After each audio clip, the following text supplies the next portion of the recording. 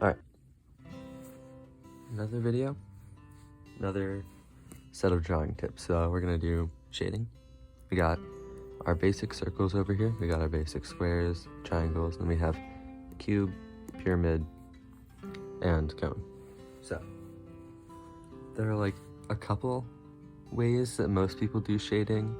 So I'll go over those with like the shapes seen here. I just need to darken this circle a bit so it'll really show up on camera.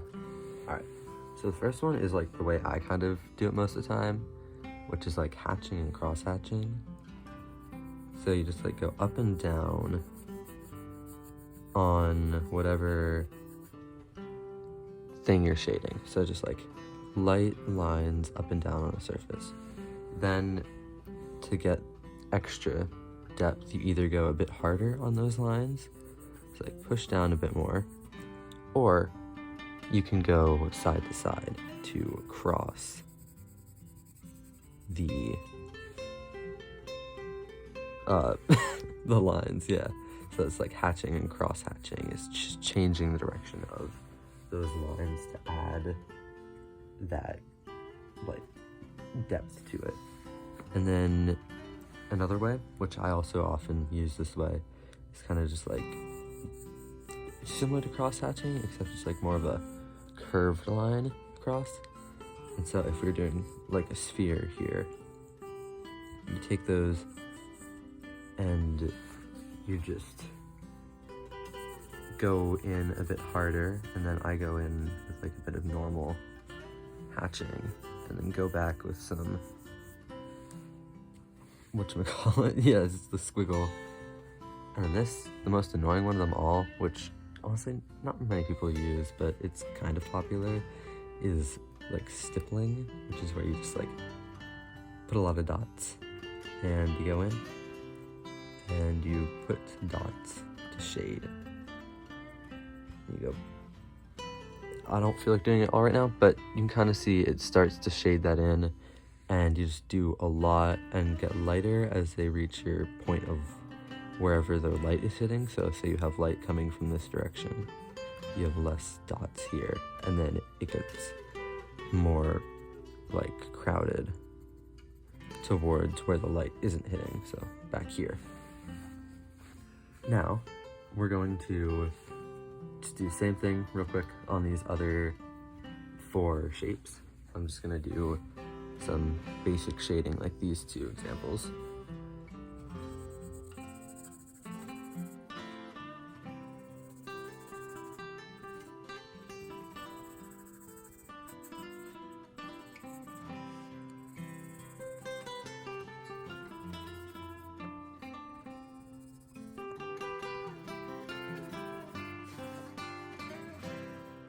Alright, so now that we have that done, let's take a look over here. This is the important stuff that I'm going to be getting to.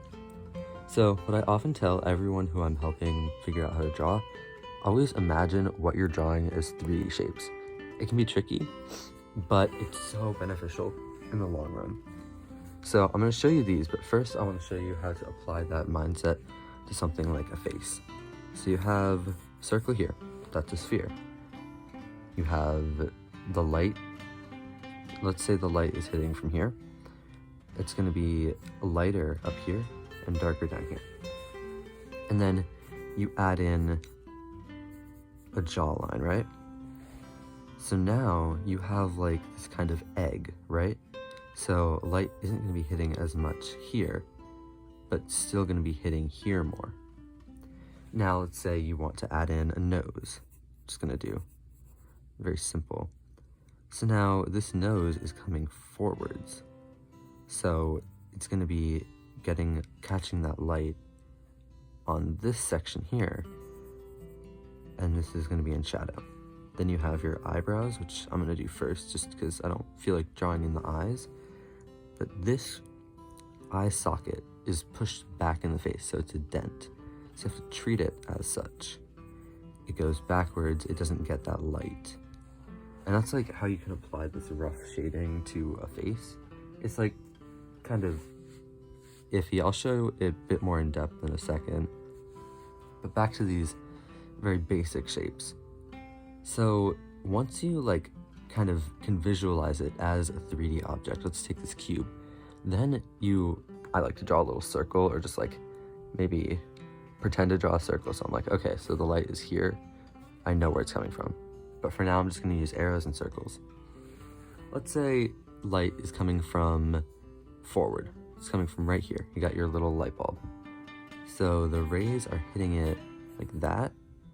So this front face of the cube is going to be illuminated. But these back sides aren't going to be catching as much light. So we're going to want to shade those in, getting lighter as you reach where the light is hitting, and getting darker as you get further away from it. And I'm just using like basic hatching. It's nothing fancy with this. But already you can see how that really is like helping the shape pop out more. And then behind the shape, you're not going to be getting light either. So that's where you add a shadow. So you make it just kind of like roughly the same, like kind of extend. I don't know, shadows are tricky to describe, but you kind of extend that silhouette and just like place it flat on the ground like that. So now you have like a bit of a shadow behind, and you can see where that shape is facing, and it looks like it's in the actual environment. Now, what if we have this pyramid here, and it's lit from here, but it's coming like behind. So none of the light is getting on this front face here. There's a bit of light coming here, and then we'll have a shadow. So this is a triangle. Let's start the shadow first. We've got a bit of a triangular shape coming out. I'm gonna keep it light. I think it's a pretty dim light source. So we have that. And shadows are gonna be darker towards the middle. So I always like to go in harder in the middle.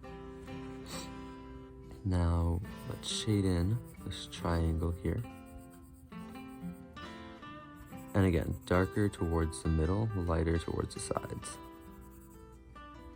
And this is like very rough shading, as you can see. It's like I'm scribbling this in, but it still can look quite nice if you just know where the light is supposed to hit.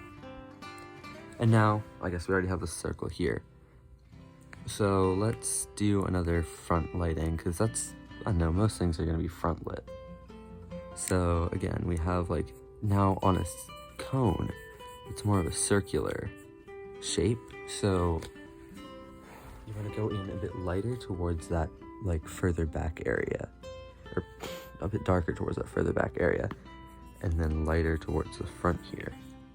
And really get that back like dark. I'm actually going over, I'll erase this part I did here, because I'm not really rocking with how that looks. And then even go in with like a bit of shading down here on the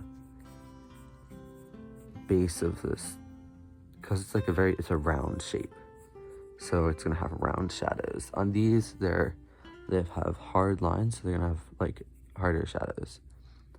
And now for that shadow, you just go in roughly and rough out like what you would see as like the cutaway of the shape. So it's like very, very basic, very, very rough shading, nothing special. You could actually, here, now that we have like shading, we should go in for some highlights. So I'm just gonna grab a good old yellow. Everyone loves it. It's great for showing color. Okay, or showing light. So I'm gonna come back to these spheres over here. You're just gonna wanna see wherever that light was coming from, and you're gonna want to just color in just where that light is actually hitting. See, now we have some yellow there, and the light on this one was coming from here. So we're gonna color that in, keeping it darker and more lighter and more concentrated on the actual point of impact. Now I'm just gonna do that for these other.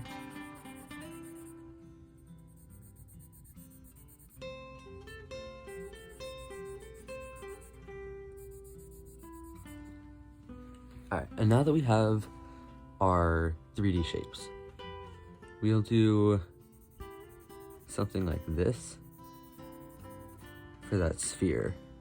Now, you can fill this into the edges, like that works perfectly as well, but don't feel like you have to. And then have a bit of that light maybe spill over the sides of the box. And same on this, have a bit of that light from the other side of this pyramid spill over onto the other sides. And then again, for this cone, I'm gonna go like back and forth in these kind of curved motions, and that's gonna give this illusion of like that light hitting on this curve here. Now, what I bet most of you are actually excited about is this face right here.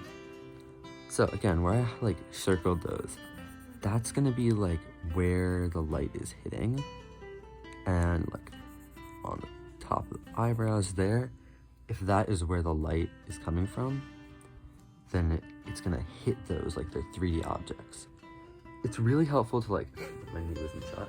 It's really helpful to have like a photo reference, or maybe have one of those like little model thingies, or even like a model on your phone, just to like have that light show like where it is, where it hits. So now, make sure I flip to the right page. Alright. I roughed out this sketch from this image like how we did with the last video, and I'm gonna go in and I'm going to shade like I normally would. So in this image, you can see, actually, I'll show you how to find where the light is coming from. So if you look for the darker areas, so right here, you see there's shadow under those eyelids, under the nose. Here on the neck, you see there's more shadow, but also there's light coming on this part of his neck, also on his forehead here. So I'd say it's more of like a kind of a wide light above it all, but the main light is coming from right here. It's coming down, it's like sunlight, but it's like a bit more dispersed because you see it also here. So it's kind of a general lighting from above. So now we can take that and we can transfer it to our drawing. I always start by just shading in underneath the eyebrows to really start getting that face shape going. And a bit under the nose. Let me pull that out. And here with the mouth, it's important to get, like, make sure you're shading in that, like, shape right under the upper lip. Because the mouth is not flat on the face, and if you draw it like that, it can look a little funky. And now, since the hair is covering the ears a bit, just lightly shade in those bits of the ears and like maybe the bottom parts of that. Here he's got like a bit of, I don't know, like a crease, I guess you could call it. Shade under that crease a little bit. Let's see if the light's coming from above. We don't have to worry too much about the shading on either side of the nose. Sometimes if your light is coming from like here and it's casting down, there can be shading here on this side of the nose. It really depends. But yeah, helping visualize like that 3D image. Like, this is not just flat on the face. This is a skull. So using those reference photos, and there are plenty of like online tools that show you like 3D images, but they have like dynamic lighting you can move around. So helpful. I highly recommend those. Now we get to like the neck. This is a bit darker. I like to shade pretty heavily, especially right underneath the jawline and the chin. And then this like kind of tendon, whatever it's called, he has here. Gonna go a bit darker on that as well. So really just like finding where the light is gonna catch. And now on clothing, underneath folds, that's really where it hits. Like here, there is not much light. It is definitely coming down. And within like this kind of crease in the fabric where his arm is, it's really, especially if you're drawing from reference, using the photo to see where the light is coming from and then determining what is affected by it. It's really helpful to learn with that. I don't know. A lot of people, when I try and explain this to them, they get kind of confused, but my like 4th grade art teacher told me how to do this, and it has always stuck with me. And it is genuinely the most helpful thing anyone has told me in regards to drawing. Because now I don't have to worry about that bit. It's so simple. See, you get like, the hair is like sticking out a bit, so you know you have to put shadow under that. And this part of his pocket is like coming downwards, so you need to like, sorry, I'm just adding a bit of a crease there, but like, it's going away from the light. Okay, so the video cut out, but basically what I was going to say was now we get onto like the highlights, get that sunlight right up in there, and so we've got some highlights on the upper brow here, maybe a bit just like on the forehead, top of the hair, and we got some, I like doing these little triangles on the cheeks, probably some on the nose as well. You see like there's some here on the nose, put that a little bit darker, and there's some here on the close as well, just like where the light would be hitting.